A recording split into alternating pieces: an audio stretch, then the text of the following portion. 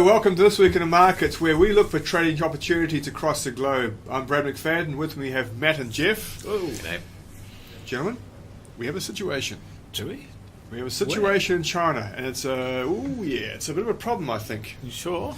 Credit markets are seizing up. We have a crash in front of our eyes. Okay, let's go to the chart that you've shown. So do you want to explain what we're looking at and why you're saying this is a pretty important crash? Wow, look at it.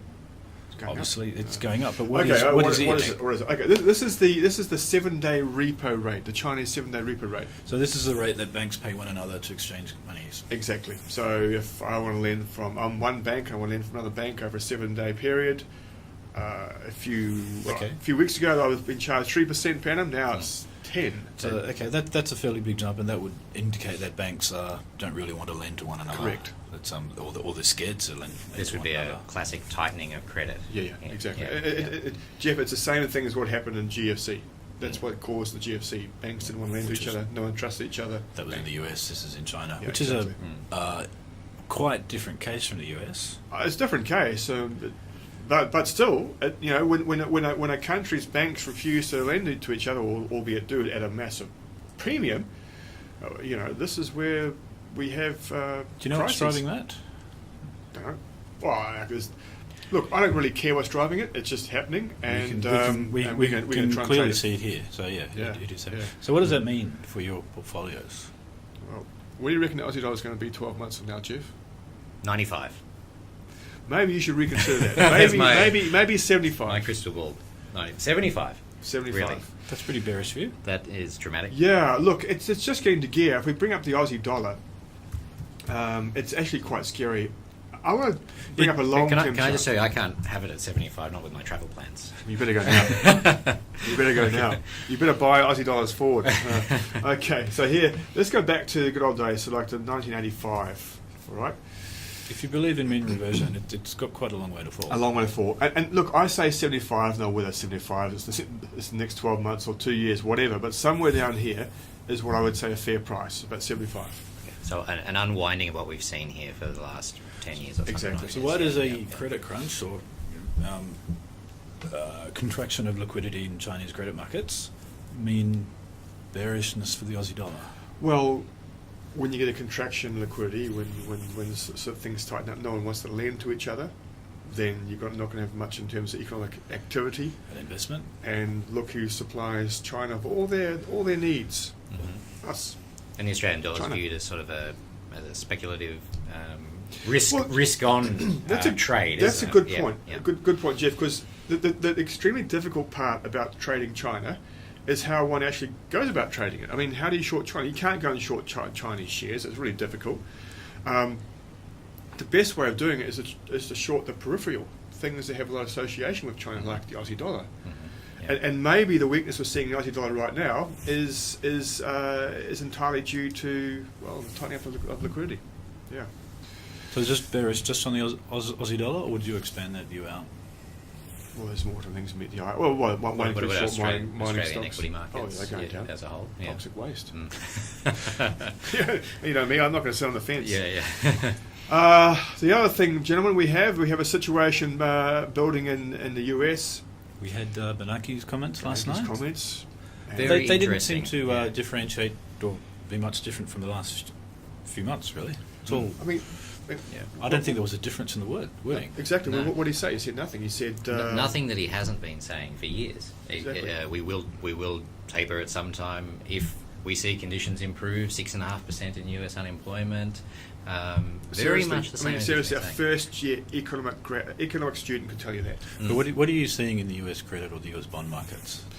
You seeing anything that gives you cause for concern? Well, we had a massive fall last night, and look, beyond reasonable doubt, we have a chart for that. A change in trend.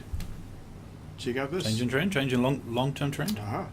Absolutely. Okay, so what are we looking at here? This is an ETF that tracks a number of different bonds. It's made up approximately half government bonds, so US Treasuries, the other half being muni bonds and corporate bonds. This is a very broad-based bond ETF. Correct. So it tracks the prices of bonds. Yes. Now, I mean, look at this thing here. Does It this doesn't look look to you like it's broken down? It doesn't look super bearish, but it definitely looks like it's rolling Super over as a bearish, distinct yeah. possibility. Well, and if you look at a more short-term time frame, check out this big move last night. That was a big smackdown. Okay, and has that gone through a historic, like a trend level? Yes, many things have gone through big resistance levels. Look, the interesting thing for me about this whole bond thing, no one is talking about a bond market crash, and if you look at what's happening in the US in many different respects, that's exactly what we're seeing. Massive sell-offs in bond prices. And these are traders, you think, now anticipating a change in Yeah. Fed policy. Exactly. Yeah, yeah. Look, the market got so loaded, basis load on one side. Everyone was up to their eyeballs Yeah. in debt, different debt instruments, be it junk grade bonds, corporate bonds, Yeah. US Treasuries. And when you get a situation like that, it doesn't take much. It takes like a little wee insignificant straw that breaks the camel's back. So we've got credit tightening in China. Yeah. Is credit really tightening in the US as well? No, it's fine. There's nothing tightening up there. Yeah, so there's no real relationship between the two. No. Well, not at this stage. Not that I can see anyway. But yeah, so it's isolated to China, or at least those countries that have association with China.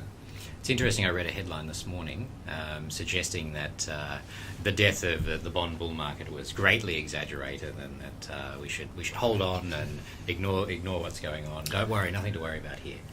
You know, Don't you think that sort of is an contrarian indicator? It is. It's sort of like what we love to see. And It is. Which is that's not really reflected in the chart of AGG though, is it? Well, it's this looks like getting bond- smashed. this looks What getting can't smashed, you like- see? I yeah. can see it going down. Yeah. Is this something you'd be thinking about shorting? Yeah, even at these levels. But, Jeff, good point you brought up.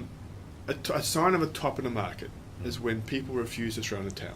Yes. Yeah. And this has been like the last, if we go back like the last, let's say, 6 months, but particularly like the last, say, 6 weeks, there's a general reluctance of people to go, we're out of the bond market, it's gone, it's over, it's finished. And just a few days ago, when we saw a tick up in yields, then everyone's going, the bond market is still a safe haven. Yeah. Not anymore. So Well, is no? the capital flowing from the bond market to somewhere else?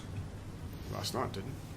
Don't know where it went to, but certainly coming out of the bond market, it'll find its way into equities, I'm pretty sure. So look, there we have it. We have a situation in China, and it's rather serious. We have another situation developing in world bond markets, and this is not an exercise. Yes, the big bull market in bonds is over. Well and truly, no questions asked. We shan't ask any more questions. We'll wrap it up there. Good luck, McFadden out. Bye for me. Bye from me.